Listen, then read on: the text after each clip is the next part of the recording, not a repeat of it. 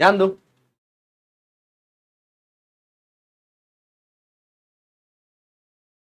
एक टर्म है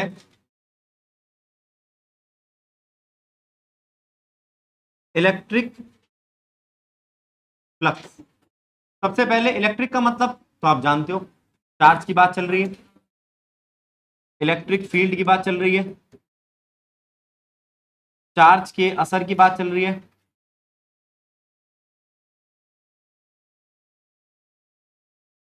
अच्छा जी, फ्लक्स क्या है? फ्लक्स, फ्लक्स का मतलब देखो, किसी बच्चे ने बताया कि भैया फ्लो होता है। कहीं और सुना है इलेक्ट्रिक फ्लक्स का नाम या इस फ्लक्स का नाम? बोलो, कहीं सुना है आपने फ्लक्स?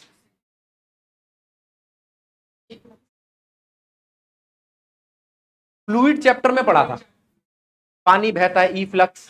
ठीक है, ई फ्लक्स याद आया? ठीक है, एक बॉटल में छेद कर देते हैं, उसमें से पानी निकलता है। अब मैं आपसे बात कर रहा हूं फ्लो की। पहले फ्लो पता चल जाए, उसके बाद इलेक्ट्रिक फील्ड का पता लगना तो आसान है। ठीक, अब देखो,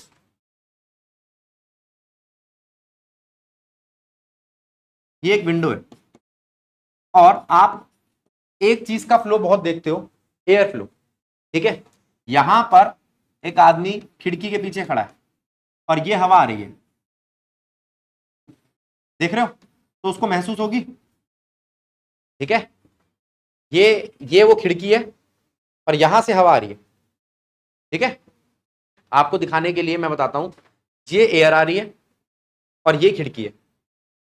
ठीक है, तो आपको पता चलेगा कि हाँ, ये जो एरिया है इससे इसका एंगल क्या है, 90 डिग्री। क्या है? ये रही वो स्क्वायर खिड़की, ये रही आपकी एयर। अब एयर है तो इलेक्ट्रिक फील्ड भी हो सकती है। तो मैं आपसे पूछ रहा हूं, इस वक्त हवा लग रही है? लग रही है। अच्छा, अब दूसरा केस, हवा ऐसे नहीं ब्लो कर सकती। अब बताना उसको कितनी हवा लग रही है, उसको रेड वाली हवा कितनी लग रही है? रेड वाली हवा नहीं लग रही, व्हाइट वाली हवा लग रही है। बस इतनी सी बात समझ में आई? ठीक है, अदम ये बात समझ में आई कि एक डब्बा, उसमें से हवा जा रही है, अंदर एंटर कर रही है, और एक में परपेंडिकुलर। ये बात समझ में आई? अब मैं आपसे पूछता हूं कि अगर मैं आपसे ये कहूं, एक टर्म होती है एरिया, क्या टर्म है? लेंथ मल्टीप्लाई में लेंथ। ये आपने लास्ट ईयर पढ़ी थी, जब हमने यूनिट पढ़ी थी इसकी, मीटर का स्क्वायर इसकी यूनिट बोलते थे हम। गलत लगे तो टोक देना मेरे को। ठीक है, देखो ये कैसी फिगर है?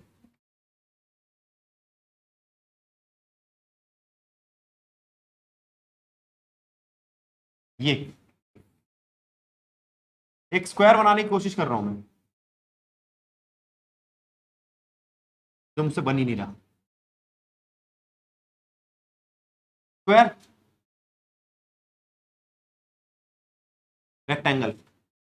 ठीक, जरा इसका एरिया बताना।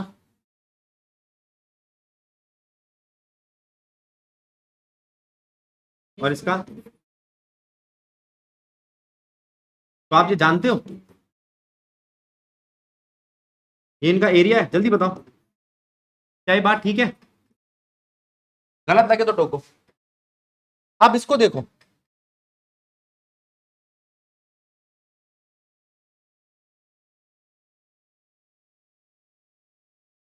देखो ये ये जो फिगर है इसका एरिया कैसे निकालूं? ध्यान दो, याद करो। आप कहोगे हाँ हमने निकाल रखा है इसका एरिया भैया, एक बार हमने निकाला था इसका एरिया। हाँ जी, देखो एक बच्चा कह रहा है बेस इंटू हाइट। ये हाइट है क्या? ये बेस है?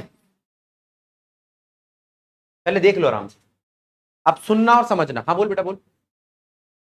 अब मैंने आपसे कहा ये हाइट है इसकी h, ये लेंथ है इसकी l। इस l लेंथ को मैंने थीटा के हिसाब से देखा। याद करो वेक्टर, जिसको नहीं आता वो पूछ लेना। मैं रेड कलर से इसको रिजॉल्व करने जा रहा हूं, देखना। इसका एक हिस्सा इधर दिखाई देगा, इसका एक हिस्सा इधर दिखाई देगा। ठीक है, लेंथ का इधर क्या आएगा? Sign theta.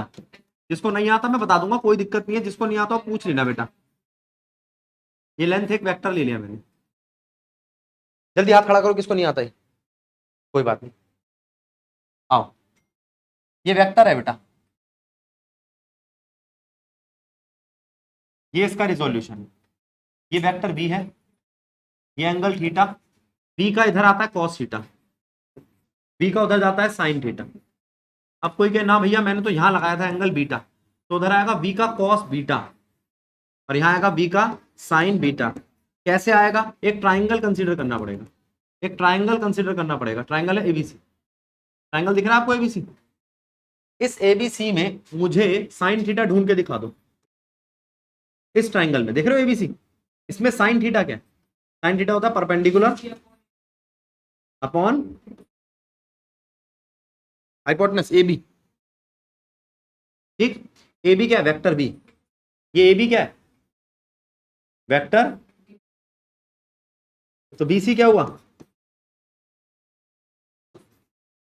Vector V multiply में sine theta, vector V multiply में, गलत लगे तो टोको। अब इसी तरीके से मैं आपसे ये हिस्सा पूछूं एसी, एसी क्या है,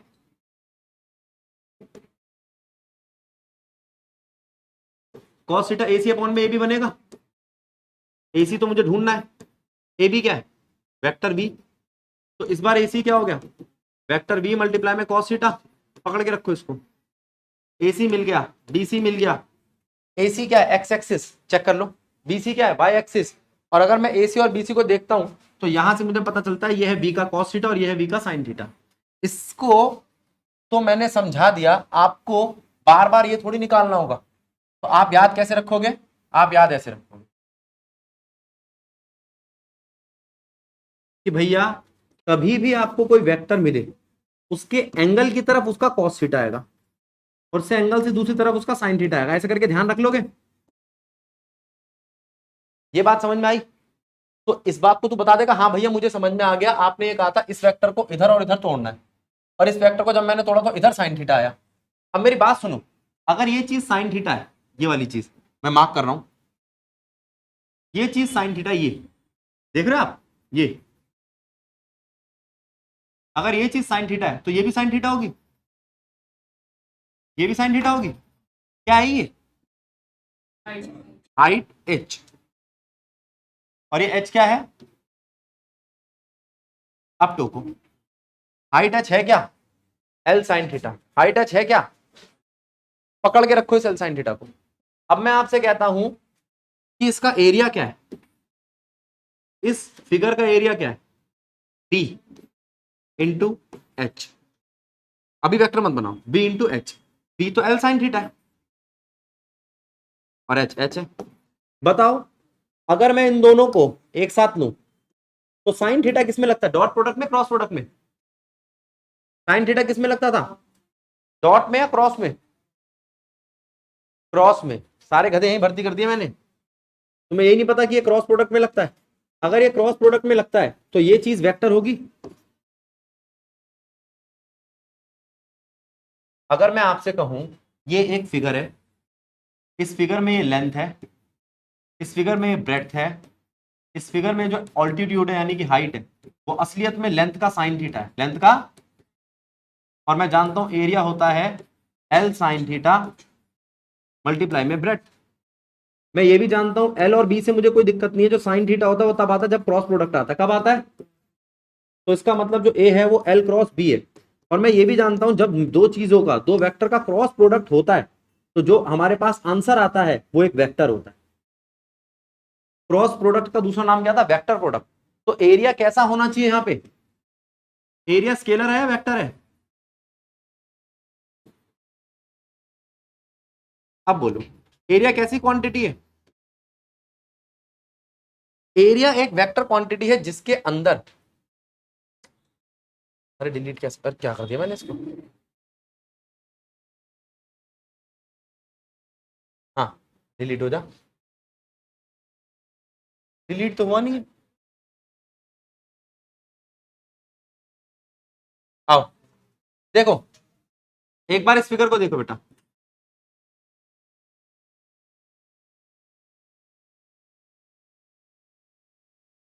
ये बर्फी ढंग से नहीं बन रही,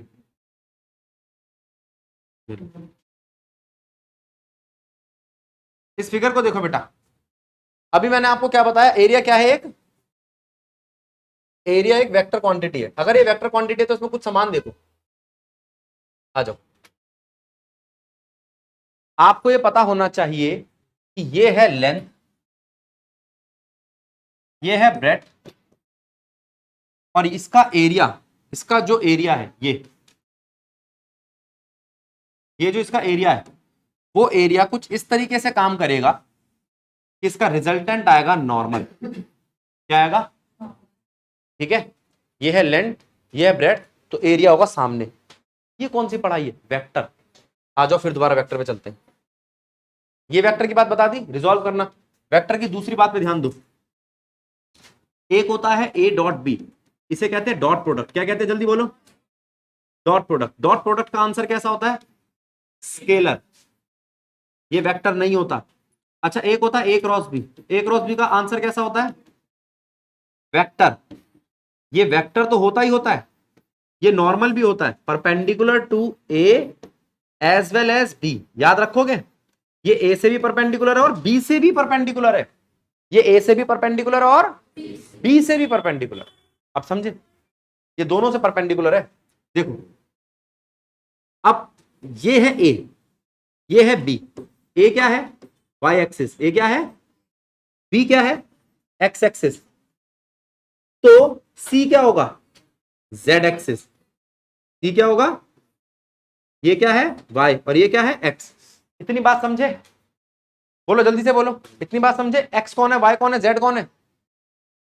अब तेरे को ये बोलना है कि असलियत में जो एरिया है, हाँ, अरे वो तो नॉर्मल होता है।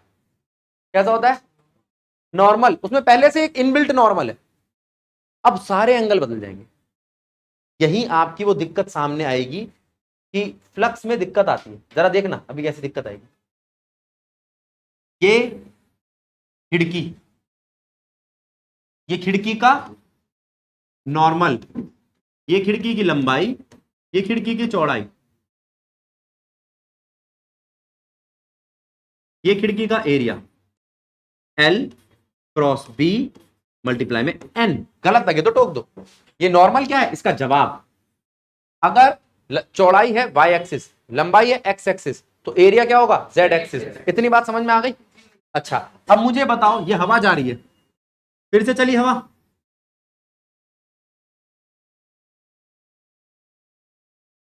अब मुझे बस ये बता दो एयर की डायरेक्शन किस डायरेक्शन में? अब मेरी बात सुनो, ये नॉर्मल और एयर के बीच में एंगल क्या है? नॉर्मल और एयर के बीच में एंगल क्या है? बात समझ रहे हो? वैसे पता है क्या लगता है, खिड़की और एयर के बीच में एंगल क्या है? 90। लेकिन नॉर्मल और एयर के बीच में एंगल क्या है? नहीं समझे? ये समझ। कोई तुमसे पूछे ना इस वक्त खिड़की के साथ क्या एंगल है, तुम कहोगे भैया खिड़की के साथ तो एंगल इसका 90 है ना। खिड़की के नॉर्मल के साथ क्या एंगल है? खिड़की के नॉर्मल के साथ इसका एंगल 0 है। याद रहेगा? एक एक करके पॉइंट समझो, आपको फ्लक्स समझ में आएगा। अच्छा, इस वक्त इसका थीटा 0 और इस वक्त यह है मैक्स। अब तुम मुझे बता दो किसका 0 डिग्री पर मैक्स होता है? ट्रिग्नोमेट्री में cos 0 मैक्स होता है। Very good. cos 0 degree maximum होती है, 1 होती है। अच्छा, अगर मैं आपसे बात करूं, ये लो हरी हरी वाली हवा, देखना कितनी बाहर हुई खिड़की में से? 0। नॉर्मल के साथ इसका एंगल। बेटा मेरी बात सुनो, अभी आप हो रहे हो खुश, फिर दोबारा आप ही गलती करोगे। ठीक है, ये बच्चे भूल जाते हैं। हो जाएगा, थीटा याद हो गया। ठीक है, अब आशी के पेपर में क्वेश्चन आया, इसने अपना वैदिक मैथ लगाया, फिर ये क्या बोलते हो वो क्या, ये एरिया, एरिया में जा रहा है थीटा 90, समझ गई, 0 आएगा। फिर यहाँ क्या वो फू भैया भूल गई थी मैं तो वो गधापंती मत करना कि आपको याद रखना नॉर्मल। सबसे पहले क्या ध्यान करना है? पहले याद करना है एरिया, पहले क्या याद करना है? फिर क्या याद करना है? नॉर्मल। क्या याद करना है? एरिया याद करना है, नॉर्मल याद करना है, फिर तीसरे नंबर पे क्या याद करना है? हाँ, वो तो है ही, हाँ, हवा की डायरेक्शन, फिर उसके बाद एंगल लगा देना। अब याद रहेगा। अब मेरे को एक बात बता दो, इन दोनों में ही लग क्या रहा है, कॉस या साइन? इन दोनों में लग क्या रहा है, आ जाओ। अब इससे एक बात और पता चलेगी। देखो क्या लिख रहा हूं मैं, फ्लक्स में कॉस थीटा लगता है। क्या लगता है, हाँ ना बोलो, फ्लक्स में कॉस थीटा लगता है, और जहां कॉस थीटा लगता है वो डॉट प्रोडक्ट होता है। अभी 2 मिनट पहले तो बताया था। कौन सा प्रोडक्ट है? अब मैं आपको कहूं एरिया मल्टीप्लाई में air is equal to flux, dot product. लो भाई लो, अगर ये डॉट प्रोडक्ट है, अगर ये डॉट प्रोडक्ट है तो ये क्या है, तो फ्लक्स कैसा होता है। अब आप कभी नहीं टेंशन लोगे कि फ्लक्स का मुझे नहीं पता भैया, फ्लक्स स्केलर था कि वेक्टर था, मैं तो भूल गया। कैसे भूल गया, तुझे पता है भाई, फ्लक्स तो होता है एरिया इंटू एयर का क्रॉस प्रोडक्ट। डॉट प्रोडक्ट है तो कॉस थीटा, कॉस थीटा है तो स्केलर। अब गलत लगे तो टोको। नहीं समझ आया, बातचीत बनी थोड़ी कंसेप्ट की। अब तुम कहोगे एयर हटाओ, एयर थोड़ी पढ़ रहे हैं, मुझे क्या बहानी है, हवा या इलेक्ट्रिक फील्ड। अब कोई बच्चा यूं कहे, मैं तो अब अगम गए, मैं तो पहली बार ही सुन रहा हूं, लेकिन हवा बहाना तो पहली बार नहीं सुन रहा, हवा तो बह गई। अब उस हवा की देखिए इलेक्ट्रिक फील्ड लगानी है, खत्म कहानी। ये कोई लंबी चौड़ी पढ़ाई नहीं है, आप रोज करते हो ये। अरे भाई कूलर चल रहा होता है, एक विंडो होती है उसके सामने, कोई ऐसा होता है कूलर यहां चल रहा है, यहां हवा फेंक रहा है, मैं यहां हवा खाऊंगा। उसको इतनी अकल है, ये कॉमन सेंस की बात है, वही सारी बातें करी, अब तक कोई पढ़ाई नहीं करी, इसे फिजिक्स नहीं कहते, ये छोटी छोटी बातें। फिजिक्स क्या है, आपको याद होने चाहिए कुछ facts, dot product, cross product, वो मैं आपको बता देता हूं। कुछ बच्चे कहते हैं कि भैया वेक्टर नहीं आता था 11वीं में, उससे परेशान होने की जरूरत नहीं, ठीक है। 11वीं में जो जो चीजें नहीं आती मैं बताऊंगा, थोड़ी बेइज्जती करके बताऊंगा तुम्हारी, लेकिन बता दूंगा। हाँ ध्यान रखो, आप अगर अच्छे बच्चे हो तो आपको पता है कि फलाना जगह पे चैप्टर पढ़ा, या मेरे से ले लिया करो भैया, मेरे को उस 11वीं के उस चैप्टर की वीडियो दे दो, मैं आज रात को 2 घंटे बैठ के कर लूंगा, तो मुझे ही मदद हो जाएगी, आपको रीकैप हो जाएगा। कराऊंगा तो मैं 100%, रीकैप करोगे जितना बढ़िया, ठीक है। बेसिक वाली चीजें जितनी बार ब्रशअप करोगे उतना बढ़िया है, ठीक है। अब यहां पर ये बात तो हो गई फ्लक्स, अब दोबारा फ्लक्स देखना क्या लिखा है मैंने, अब क्या लिख रहा हूं मैं, कौन सा फ्लक्स है, इलेक्ट्रिक फ्लक्स है। इलेक्ट्रिक फ्लक्स होता क्या है, इलेक्ट्रिक फील्ड इनटू एरिया। क्या होता है, electric field into area. Electric field क्या है, वेक्टर, एरिया क्या है, वेक्टर। ये क्या है, आया, बात को समझो, ये वेक्टर है, ये भी वेक्टर है, ये कौन है, ये क्यों है स्केलर, क्यों, समझे, समझे। अब 2 मिनट इस पूरे को रीड करो, फिर हम आगे बढ़ते हैं, बहुत इंपॉर्टेंट बातें। तो यहां पे हमें बात समझ में आ गई, फ्लक्स क्या है, इलेक्ट्रिक फ्लक्स क्या है। आओ एक बार दोबारा रिकॉल कर लेते हैं, इलेक्ट्रिक फील्ड क्या है। देखो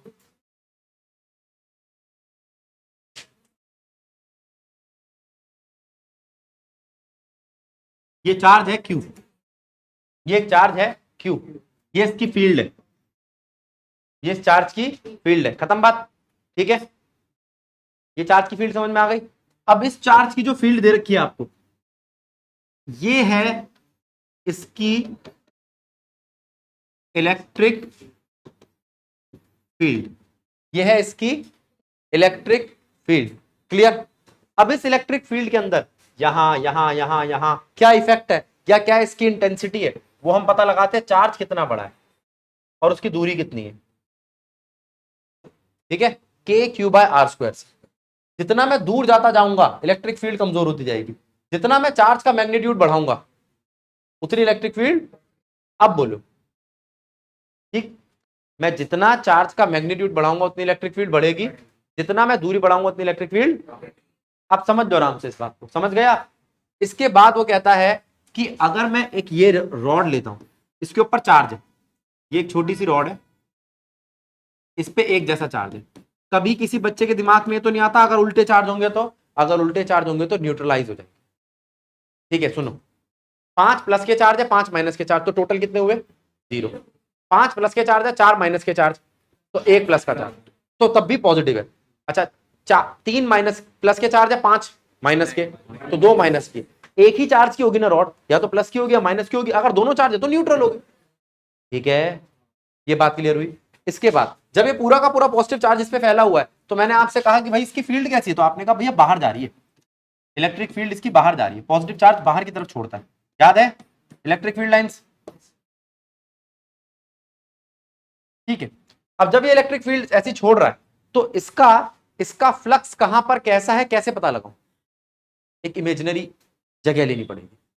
तो वो इमेजिनरी जगह मैंने ऐसी ले ली, ये इमेजिनरी जगह है। ठीक है, ये इमेजिनरी सरफेस है।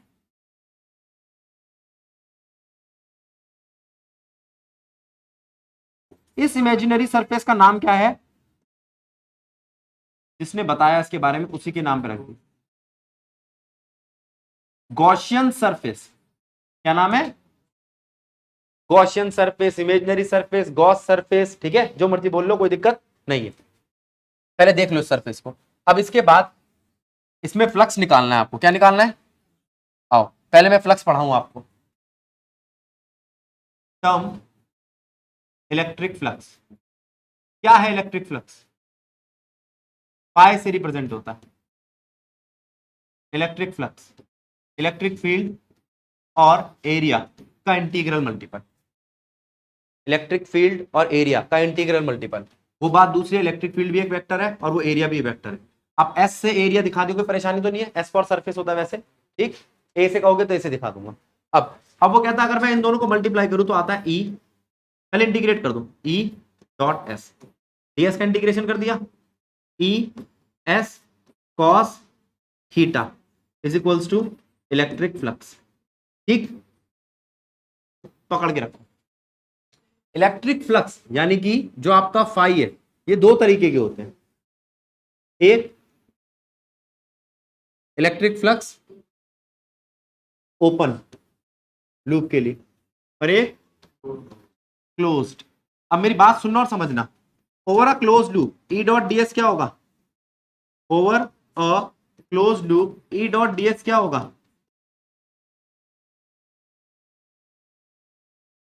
Q by epsilon not. अगर सिस्टम क्लोज है, अगर सिस्टम क्लोज है, कोई क्लोज लूप है, कोई गॉसियन सरफेस है, तो गॉस की थ्योरम लग जाएगी। क्या लग जाएगी? ये जीटी है, गॉस थ्योरम। और जीटी लग गई तो आप इसको क्यू बाय एप्सिलॉन नॉट कहोगे। आप कहोगे भैया मजा आ गया। क्यों? एक सिर्फ चार्ज से सब कुछ पता चल रहा है। कितना चार्ज उसके अंदर एनक्लोज्ड है उससे मैं पता लगा लूंगा उसके अंदर फ्लक्स कितना है। और एक मीडियम कैसा है, मीडियम कैसा है, इसका एप्सिलॉन नॉट का मतलब क्या है? मीडियम। तो आप कहोगे भैया अब जो इलेक्ट्रिक फ्लक्स आया है ना, अब जो इलेक्ट्रिक फ्लक्स आया है वो है ई डॉट डीएस का क्लोज इंटीग्रल जो है Q by epsilon naught. Q जो उसके अंदर आ रहा है, एप्सिलॉन नॉट क्या है? ठीक, अब जरा इधर ध्यान देना। ये गॉसियन सरफेस है जिसके अंदर Q1 चार्ज आ रहा है, पहली सरफेस है, फर्स्ट सरफेस जिसके अंदर छोटा वाला Q चार्ज आ रहा है। एक और सेकंड सरफेस, सेकंड सरफेस इसके यहां पर कैपिटल Q चार्ज आ रहा है। अगर मैं आपसे पहली वाली सरफेस का फ्लक्स पूछूंगा और दूसरी वाली सरफेस का पूछूंगा तो कोई दिक्कत? आई बात समझ में? अंदर वाला ही ना? नहीं, तुमने कहा यहां पर भी एक चार्ज था भैया, यहां एक Q1 और Q2 बैठे थे, कोई फर्क नहीं पड़ता। समझ में आया? फ्लक्स समझ में आया? अगर कोई मीडियम भर रखा हो तो उसका असर इस पे पड़ेगा एप्सिलॉन पे। वो मैं आपको सिखा चुका हूं। एप्सिलॉन का फिर से एक बार फॉर्मूला याद दिलाता हूं। रिलेटिव का मतलब होता है मीडियम डिवाइडेड बाय नॉट। तो जो मीडियम होता है वो क्या होता है? रिलेटिव मल्टीप्लाई में नॉट।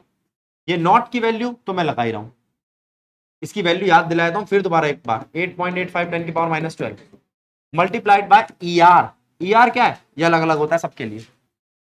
एयर के लिए ऑलमोस्ट 1 होता है, 1.0054। वाटर के लिए 81 होता है, और कई सारी चीजों के लिए अलग अलग होता है। अगर मान लो क्या देख फलाना फलाना मटेरियल था जो मैंने भरा था, उसका ई आर 6 था, तो 6 से मल्टीप्लाई कर देना नीचे, वो यहां मल्टीप्लाई होगा। समझ रहे हो? क्लियर है? फ्लक्स समझ में आया? आगे बढ़ सकता हूं? अब वो कहता है मैं आपको एक केस देता हूं, देखो और समझो। एक इनफाइनाइट लॉन्ग वायर है, देखना जरा, एक इनफाइनाइट लॉन्ग वायर है जिसके चारों ओर मैंने गॉसियन सरफेस लेट करी।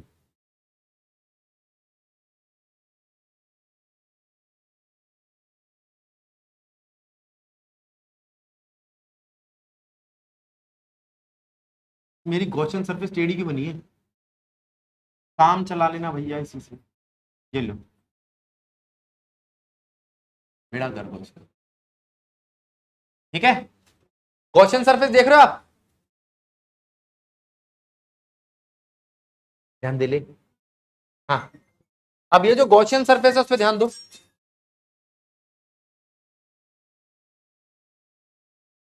मैंने आपसे क्या कहा, ये सरफेस है, फलाना है, ढिमकाना है, ठीक है, इसकी हेडिंग खुद लिख लेना, मेरे को नहीं आती। यहां पे हम आपसे बात कर रहे हैं कि इसकी सरफेस पे क्या क्या चीजें लगती हैं। ये देख रहे हो, ये ना आपको ज्यादा अच्छे समझ में आएगा। बॉटल देना बेटा, बॉटल, कोई बॉटल है किसी के पास? ये बेटा, ये वाली का बॉटल का, हाँ ये देखो, ये देख रहे हो, ये सिलेंडर का ये वाला हिस्सा है, ठीक है। अब वहां पर इसलिए नहीं दिखता, वो 2D है ना, वो ऐसा है, मतलब ऐसा फ्लैट, समझ रहे हो। अब इस फ्लैट में, इस फ्लैट से इसका परपेंडिकुलर कैसा होगा, इस फ्लैट का परपेंडिकुलर कैसा होगा, ऐसा ऐसा, देखो परपेंडिकुलर देख रहे हो। और इस साइड का, इस कर्व का परपेंडिकुलर कैसा होगा, समझ रहे हो। हम किसी का प्रचार थोड़ी करेंगे, हाँ समझ रहे हो। ये देख रहे हो बेटा डायरेक्शन, तो यहां पे डायरेक्शन बना डालो।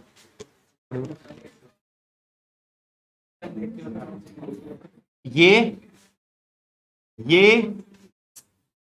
थोड़ी ज्यादा बड़ी बन गई है गॉसियन सरफेस, तो छोटा कर लेते हैं।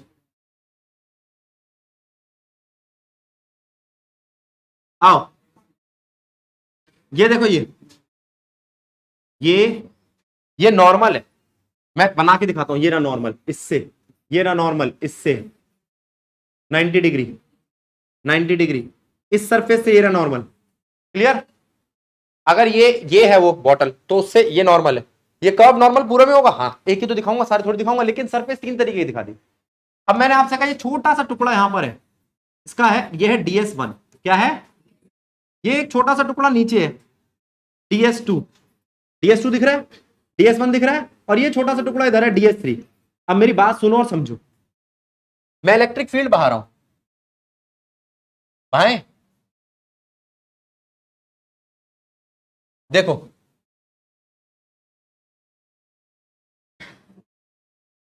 रंग कौन सा है इसमें, ये लेके देखते हैं एक बारी, देखना बेटा जरा, इलेक्ट्रिक फील्ड की डायरेक्शन देखो। बस मुझे ये बता देना कि क्या आप एंगल पकड़ पा रहे हो सबके साथ।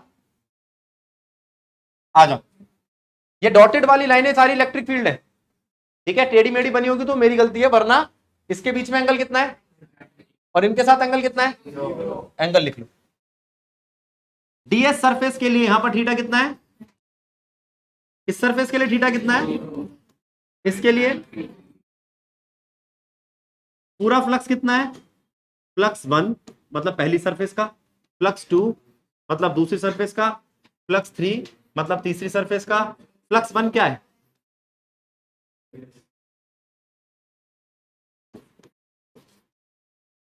गलत लगे तो टोक देना बेटा। सारे के सारे डॉट प्रोडक्ट है, ये क्या बनेगा, DS1 DS2 DS3, ये ES1, हाँ भी लगाता हूं बेटा पॉज, ES2 ES3, सुनो आना जरा, ये है क्या, ये है थीटा का है 90, ES cos 90 मतलब 0, दूसरा ES cos 90 मतलब ये भी 0, तीसरा ES cos 0, यही बना। और ये किसके बराबर आ गया, नेट इलेक्ट्रिक फील्ड के। तो नेट इलेक्ट्रिक फील्ड किसके बराबर आई, ES, क्योंकि cos 0 तो 0 होता है। अप्लाई GT, GT क्या कहती है, गॉस थ्योरम क्या कहती है, कि जो नेट इलेक्ट्रिक फ्लक्स होता है वो होता है Q बाय एप्सिलॉन नॉट। क्या होता है? पकड़ के रखो, आपका एक जवाब तो आ गया, इसको पकड़ के रखो।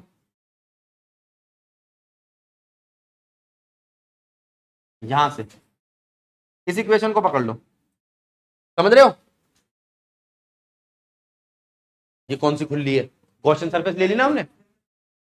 ना ना ना ना, हमने एक सरफेस ली, दूसरी सरफेस ली, तीसरी सरफेस ली, तीनों सरफेस उसे बंद कर रही है। जहां मैं गॉसियन वर्ड बोल दूं ना, गॉसियन सरफेस, ये एक सिंपल सीधी सादी इनफाइनाइट लॉन्ग वायर थी जिसको मैंने एक सिलेंड्रिकल गॉसियन सरफेस में पैक कर दिया। आया, 1 मिनट में आया। अब यहां से ई नेट कितना आया? कहां गया? ई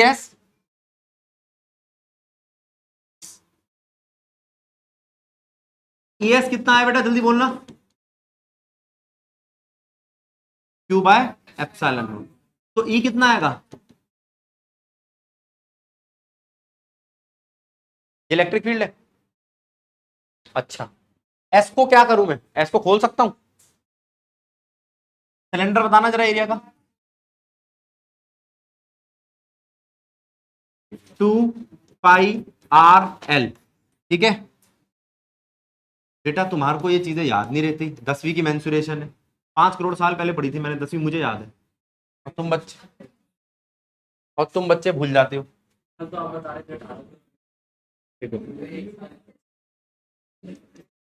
अच्छा, 2π एप्सिलॉन नॉट कुछ है हमारे पास? नहीं नहीं। Q/L कुछ है? अच्छा, मैं इसको एक काम करूं, इसको 2 से मल्टीप्लाई, 2 से डिवाइड कर दूं, जिससे मेरे पास एक कांस्टेंट आ जाए। आप कहोगे हाँ भैया कांस्टेंट देखा है, 1/4π एप्सिलॉन नॉट देखा है। हाँ, और ये क्या बचा? 2Q/L। क्या बचा? समझो। अब मैं Q/L भी आपको समझा दूंगा। एक टर्म देखना क्या लिख रहा हूं मैं यहां पे, क्या लिखा है? Charge density. चार्ज डेंसिटी पहली है linear, linear charge density surface volumetric. Linear charge density lambda, surface charge density किससे लूं? सिग्मा से, इसको रो से। देखो कितना आसान है, आप कहोगे भैया बताने की जरूरत ही नहीं, हमें बचपन से पता है। राधे राधे, भारी बैठो बेटा। अभी चार्ज बाय वॉल्यूम क्या है? चार्ज बाय वॉल्यूम, वॉल्यूम वाली charge density. Charge by area क्या है? एरिया वाली charge density. Charge by length क्या है? Linear charge density. इसमें कुछ समझाने वाली बात है? बोलो कोई दिक्कत तो समझाऊं दोबारा? ठीक है। ओए अच्छा, पहले पेज का देखो, ध्यान दो बेटा, ध्यान दो। तुम्हारी ऐसी बातों से ना दिल में दर्द सा उठ जाता है मेरे। फिर मेरे ध्यान आता है कि वो थोड़ा हार्ड वर्ड का जो सिस्टम होता है महंगा होता है, फिर मैं उसे गैस का दर्द मान के काम चला लेता हूँ। बेटा पहले इसको तो समझ ले, इससे भी पहले Q/L क्या है? जल्दी बोलो Q/L।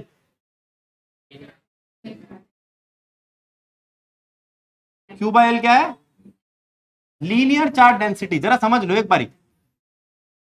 E is equal to 1/4πε0 two lambda. मैं 1/4πε0 जानता हूं एक कांस्टेंट होता है, 2 लैम्डा जानता हूं। कुछ है तो नहीं क्या? कोई चीज खत्म नहीं? आर, सॉरी आर रह गया, ठीक है। कोई चीज खा जाऊं तो देख लिया करो बेटा, पीछे यहां तक आते आते कोई चीज खा गया हूं तो। अब वापस आ जा, अब इसको 2 मिनट पढ़ ले, समझ ले, और फिर कोई दिक्कत हो तो पूछ। अब ध्यान दो बेटा, नोट आगे कर लियो, एक बार ध्यान दे। चार्ज डेंसिटी वाला हिसाब किताब समझ में आ गया? अब अच्छा, ये बात समझ में आ गई तो आपने कहा ठीक है भैया, हमारे कोई वाली सरफेस आ गई, कोई और सरफेस ट्राई कर लेते हैं। एक सरफेस और ले रहा हूं, ये देखो, ये एक सरफेस ली, ये एक शीट है। अब या तो इस शीट पे प्लस का चार्ज पड़ा होगा या माइनस का पड़ा होगा, ऐसी होगा ना। इससे इलेक्ट्रिक फील्ड लाइन ऐसे निकल रही होंगी, जरा देखना। तो मैंने कहा इस पे एक ऐसी गॉसियन सरफेस लेट कर लो, गलत लगे तो टोक देना।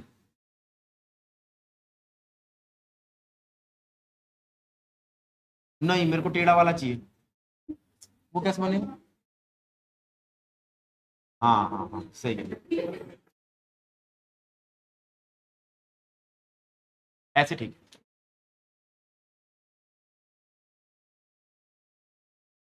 ये लो गॉसियन सरफेस देखना बेटा एक बारी जरा, ठीक है। अब देखो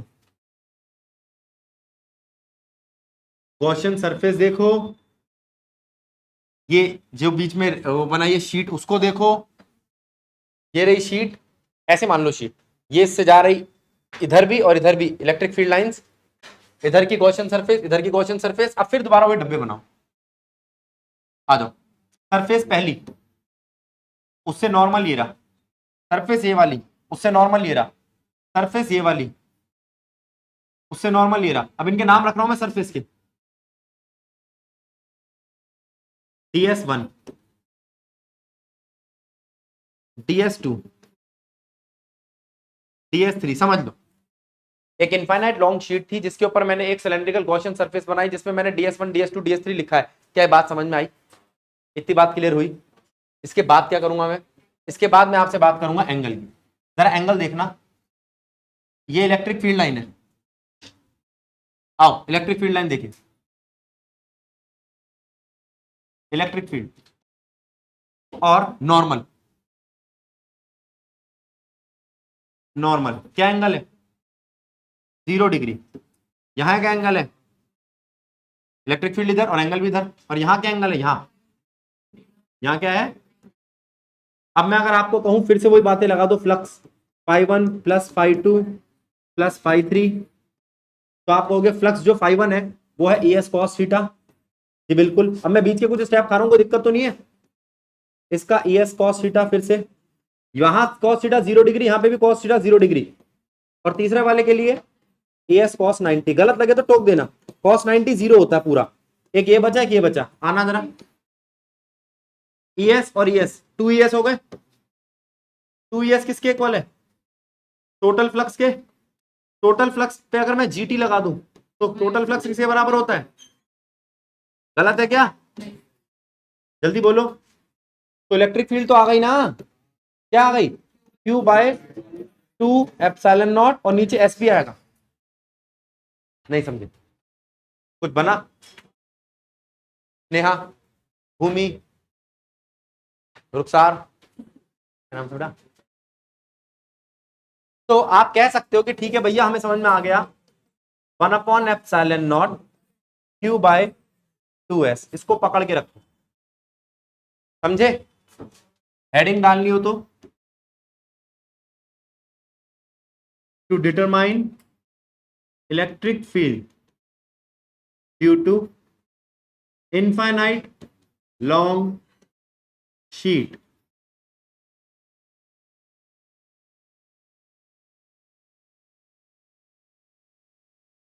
to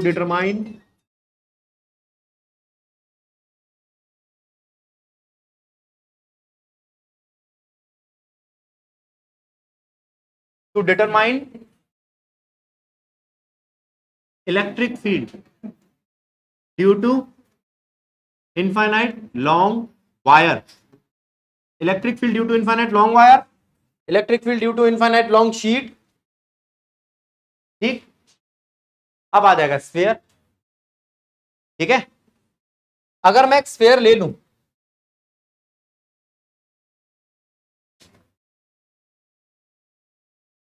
ये लो, ये देखना जरा, ये एक स्फीयर है, ठीक है। इस स्फीयर पे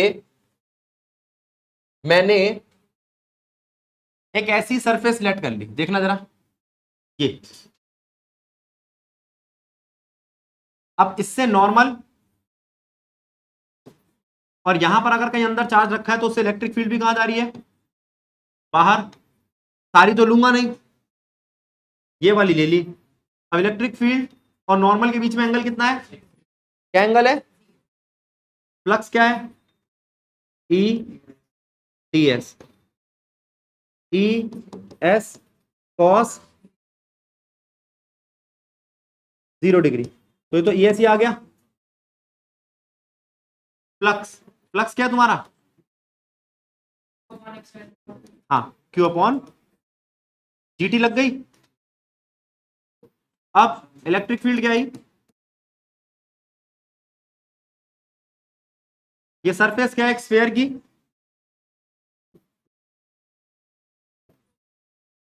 फोर पाई आर स्क्वायर, गलत लगे तो टोक दो। तो इलेक्ट्रिक फील्ड का ओरिजिनल फॉर्मूला भी दिखने लग गया यहां से, तो है ना। फिर आपको ना भैया हम तो इसको वॉल्यूम वाली जगह पे लेके जाएंगे, इसको भी लेके जा सकते थे आप, इसको इसको लेके जाऊं। अभी हमने इलेक्ट्रिक फील्ड निकाली है 1/2 epsilon naught Q by S. Q by S अभी थोड़ी देर पहले बताया था, चार्ज पर यूनिट एरिया क्या होता है, सरफेस चार्ज डेंसिटी क्या होता है, पकड़ के रखना है इसको, सरफेस चार्ज डेंसिटी। इसमें आना, इसको वॉल्यूम चार्ज डेंसिटी में कन्वर्ट करने की कोशिश करता हूं, जरा समझना। पहले फॉर्मूला देखो, E is equals to 1/4 pi epsilon naught Q by R square. R square से तो मेरा काम चलेगा नहीं, आर से मल्टीप्लाई आर से डिवाइड करूंगा तभी वॉल्यूम बनेगा, बनेगा, बनाओ वॉल्यूम। तो यहां से आर का क्यूब दिखने लग गया आपको, ठीक है। E epsilon naught Q 4 pi R का क्यूब, ऊपर आर रख लो। आर का क्यूब तो ठीक है, मेरे को 3 से मल्टीप्लाई और 3 से डिवाइड और करना पड़ेगा, तब जाके बनेगा ये वॉल्यूम। बन गया वॉल्यूम, सबको दिखने लग गया। बेटा ये कोई पढ़ाई है क्या, ये तो मजाक है, ये तो कैलकुलेशन है, इसमें मैं क्या बता सकता हूं आपको। वॉल्यूम चार्ज डेंसिटी क्या होती है, रो। तो ये भी एक फॉर्मूला बन गया, ठीक, क्लियर, यहां तक बात समझ में आ गई, ठीक है। अब आपको वॉल्यूम चार्ज डेंसिटी मिल गई, सरफेस चार्ज डेंसिटी के साथ एक रिलेशन मिल गया एक सरफेस का। आपका एक काम है अगली क्लास के लिए,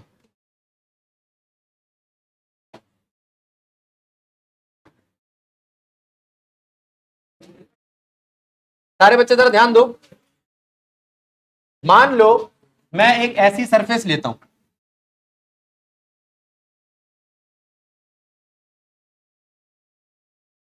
टेढ़ी सरफेस क्यों नहीं बनाता जैसे मैं चाहता हूं।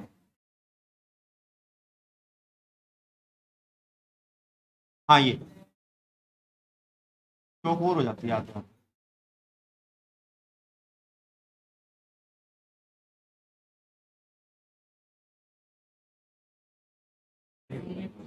मैं हाथ से बना लूंगा,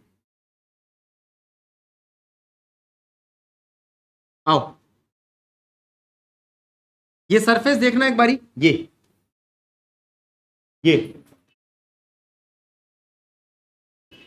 और एक ये सरफेस देखो, सोच के आना है, ठीक है। मुझे पूरा भरोसा आप नहीं करोगे, लेकिन फिर भी बहुत, अरे वाह हो गया तो अच्छी बात है। एक प्लस का चार्ज, ठीक है, इसमें प्लस सिग्मा 1, इसमें प्लस सिग्मा 2। क्या लगता है इस रीजन में कितनी इलेक्ट्रिक फील्ड होगी, इस रीजन में कितनी इलेक्ट्रिक फील्ड होगी, इस रीजन में कितनी इलेक्ट्रिक फील्ड होगी। ये कल का काम है, आज की कथा समाप्त।